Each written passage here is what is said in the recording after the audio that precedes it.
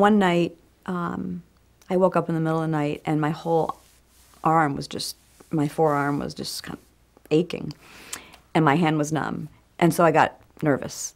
I was diagnosed with severe carpal tunnel in my right hand, which totally shocked me because I couldn't believe that. I think because most people with severe carpal tunnel have really extreme symptoms, and I didn't. And I was diagnosed with mild carpal tunnel in my left hand. I work as a consultant, an educational consultant for deaf and hard of hearing students, and I sign. So I'm a signer. I'm not an interpreter, but I'm a signer. I'm a violinist. I'm a gardener. I'm a kayaker. I like yard work, and I use my hands all the time. I showed up at for the group appointment, and I think there were 10 of us, and it was a really diverse group of people. It was run very efficiently. We started off, we all introduced ourselves, and I think we might have said what we do for work and why we were there. And then they showed a film about carpal tunnel and the different degrees of carpal tunnel. People were taken out like one at a time for 5 to 10 minutes to meet with Dr. Kerrigan.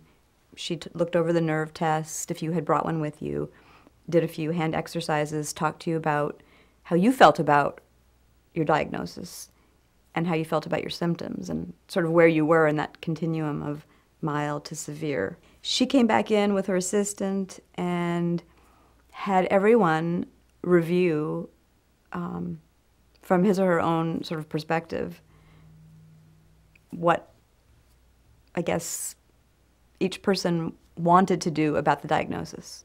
When I was asked about what I thought my treatment plan should be, that even though I was diagnosed with severe carpal tunnel, that my symptoms were mild and that I didn't think I needed surgery, that I was going to try some other things like acupuncture and wearing my wrist brace, my wrist splint at night, and just sort of wait it out and see what might happen. And she totally agreed with me. She said, you know, I think you're just one of those who's fortunate that even though you have severe carpal tunnel in your right hand, your symptoms are mild, and you'll know when you need surgery. And I just thought it was so supportive and respectful. And I think out of a group of 10 people, she recommended surgery for only 2. Maybe it was 2 or 3. And I left there just thinking, you know, what a wonderful doctor, what an incredible experience. By the end of the appointment, people were just hugging each other, and it was as if we'd known each other forever. And I went home and I told my husband, I just said, I just had the most amazing experience.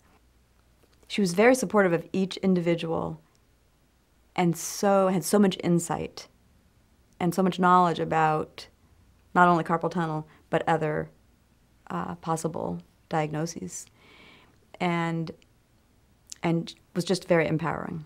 I left there feeling that, you know, I knew so much more about carpal tunnel, and I was going to be able to make a really good and well-informed decision about when I would need surgery.